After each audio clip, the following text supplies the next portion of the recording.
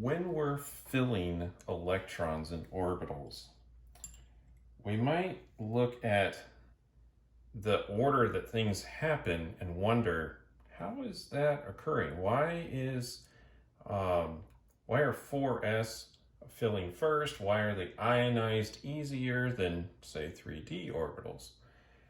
Well, we really need to look at electron shielding, because once we get into multi-electron species, then we really can't rely on just the in levels to tell us where an electron is and the relative energies, right? Multi-electron species are a little bit more complicated.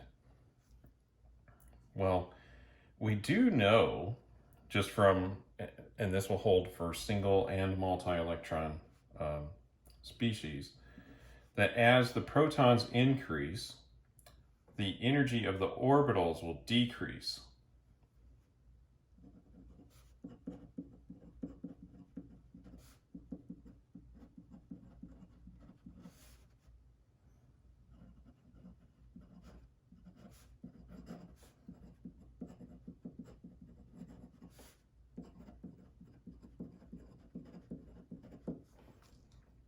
Oh, such a profound statement.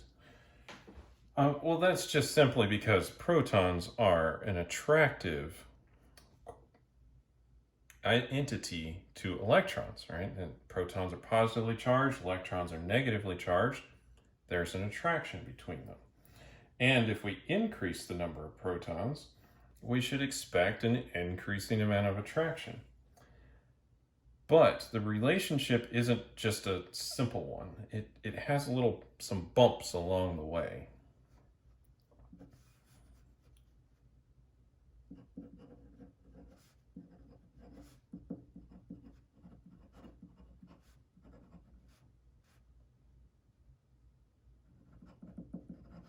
There's some irregularities in this process.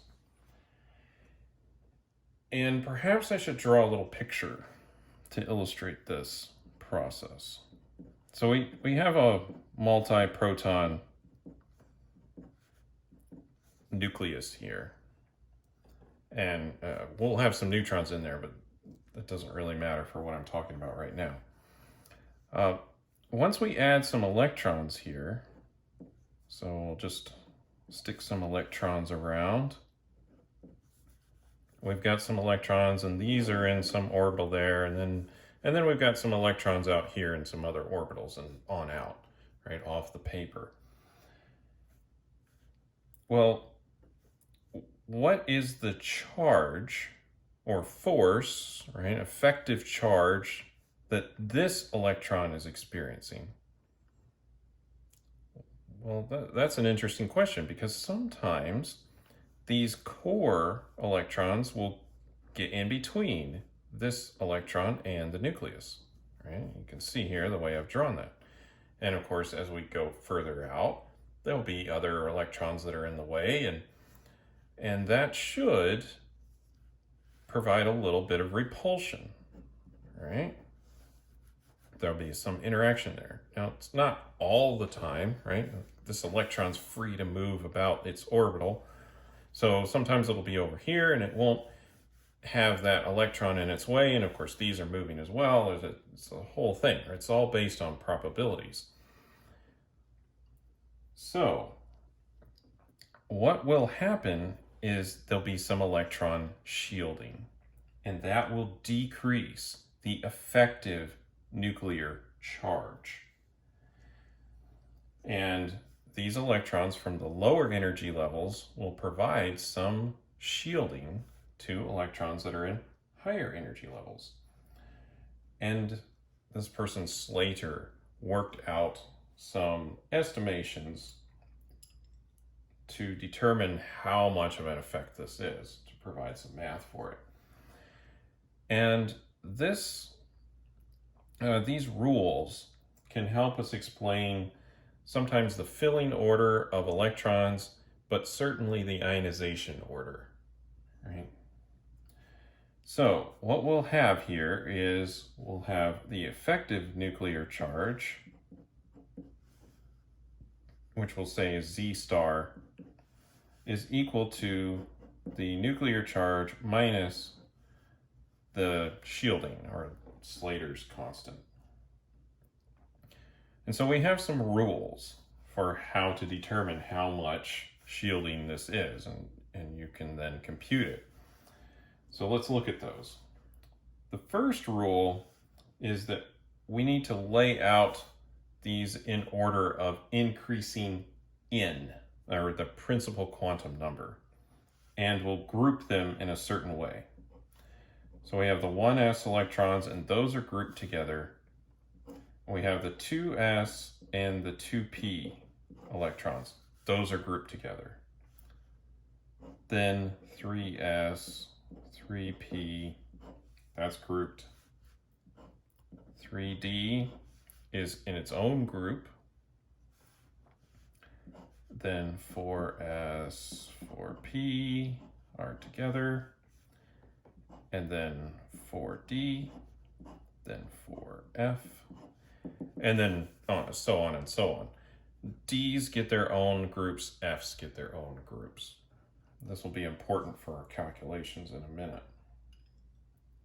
Now, the second rule is that anything to this side, right, and if I'm looking at a 3D electron, I don't have to think about 4D electrons, right? Because 3D electrons are closer to the nucleus, so they're not going to shield anything. So anything higher in number doesn't count for shielding. We only have to add up the effect in that direction. So, let's see here.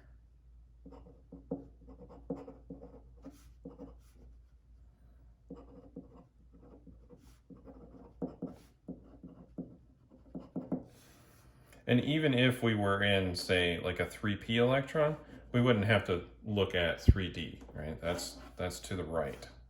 And we'd only have to look at down from there. So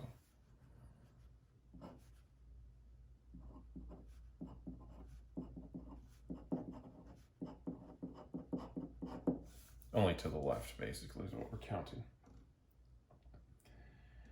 Now, for the actual numbers,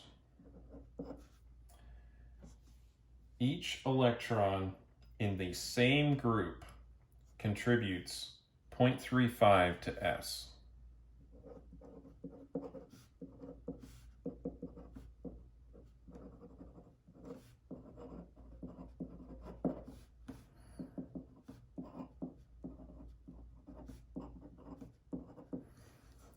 So if we're looking at a 3p electron, and let's say we have 4 other electrons in this group, right? So the electron configuration would be, say, 3p s or 3s2, 3p3. There would be 4 electrons within this group that are not the one electron that we're trying to calculate this for. So we take 4 times 0.35. That would be the shielding contribution for this group, those electrons. The exception to this is if you're looking at the 1s orbital, it's only 0.3. So 1s is...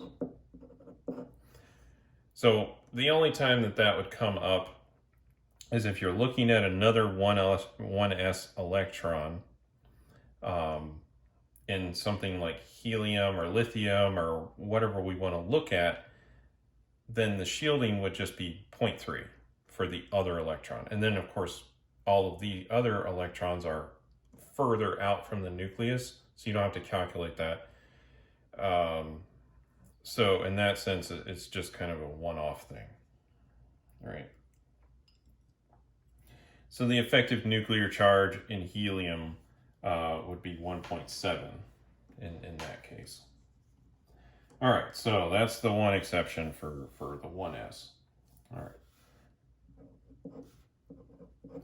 Now, if we have electrons that are in N-1 groups, right? So let's say we're in our 3p and we're looking at N-1, that's our 2s S and two P's, those each contribute 85% or 0.85.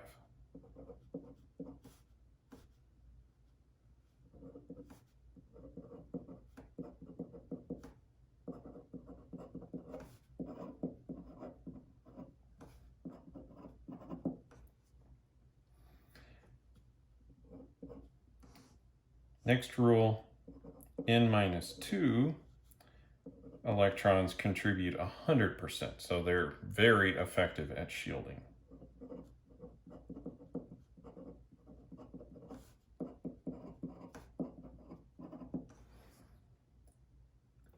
Now, there's a little different rule for when we have the D and the F electrons.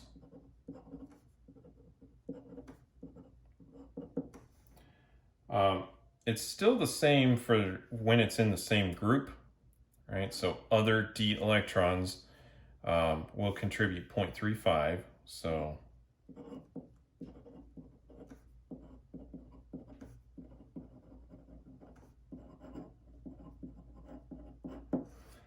but each group to the left contributes 1.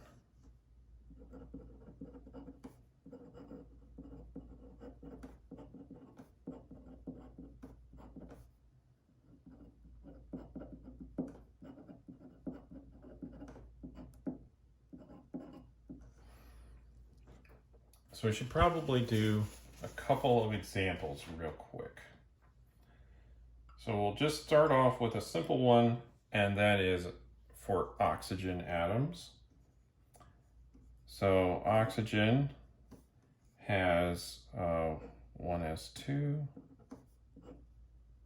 and then 2s2, 2p4. Now, and let's calculate the shielding contribution that a 2p electron would experience, right? So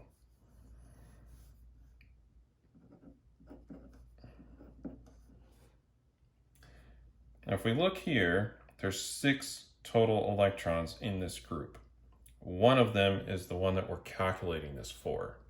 So there are 5 other electrons in the group. So we have 5 times electrons in the same group is 0.35. And that is 1.75. Now, we have an N minus 1 electron, and those will contribute 0.85. And there's 2 of them.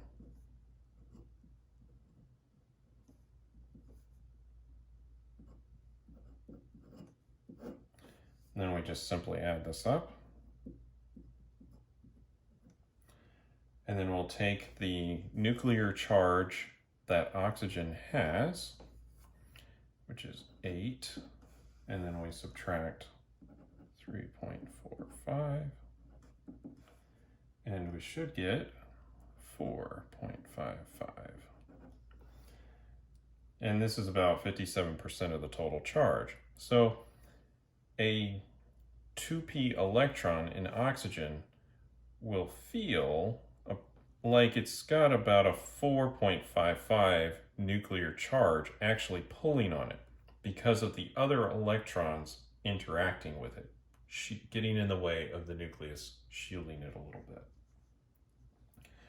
Now, let's really quick do nickel, and we'll do a 3d electron and a 4s electron in there. So I'm going to write out all of the orbitals.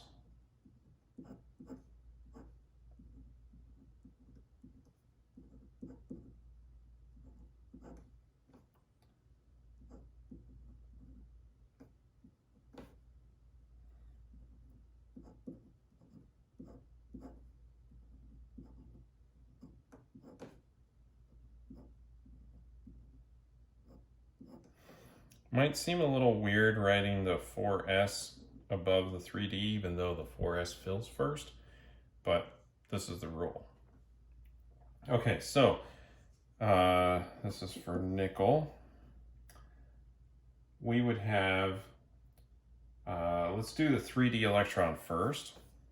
We'll do it right over here.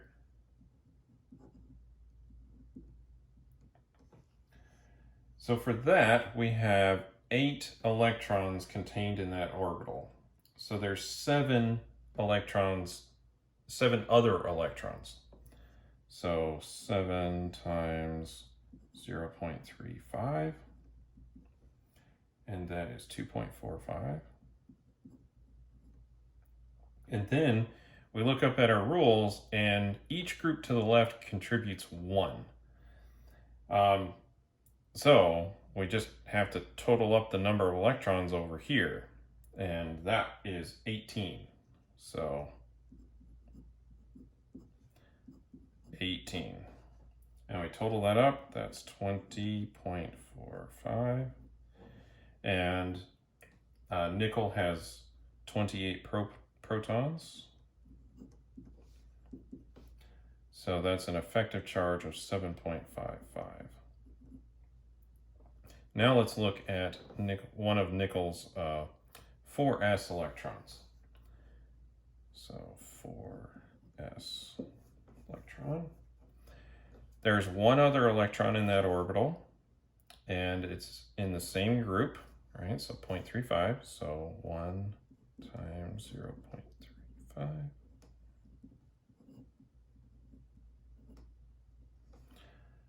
And then there are 16 electrons in n-1, right? So there's 8 electrons in the 3s and 3p orbitals, and then 8 more in the 3d. So the total number here, 16 electrons in n-1 orbitals.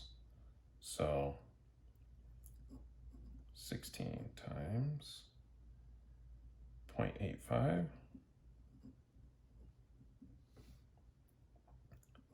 13.6. And then n-2, right? There's n-2 gets down pretty far here. There's 10 electrons here, 2, 4, and 6 more is 10. And so that's 10, because those are contributing 100%. Now this totals up to 23.95.